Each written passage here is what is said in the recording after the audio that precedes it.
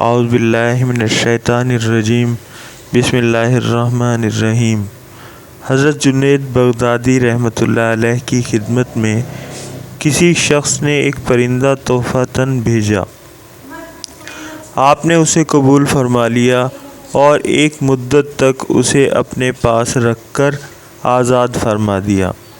یہ دیکھ کر لوگوں نے آپ سے اس کا سبب دریافت کیا تو آپ نے ارشاد فرمایا کہ اس پرندے نے مجھ سے فریاد کی کہ اے جنید، افسوس ہے کہ آپ تو اپنے احباب کے مناجات سے لطف اندوز ہوتے رہیں اور میں بے مونس و غمخوار آپ کے اس پنجرے میں مقید رہوں۔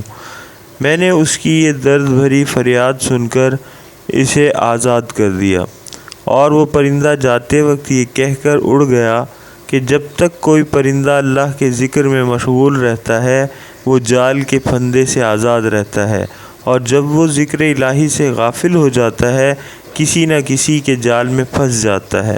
میں تو بس ایک ہی دفعہ ذکر سے غافل ہوا تھا کہ مجھے اس کی سزا میں اس پنجرے میں قید میں مقید ہونا پڑا۔ ہائے افسوس ان لوگوں کا کیا حال ہوگا جو اکثر و بیشتر ہی یاد الہی سے غافل رہتے ہیں۔ حضرت، میں آپ سے وعدہ کرتا ہوں کہ اب میں ایسا کبھی نہ کروں گا۔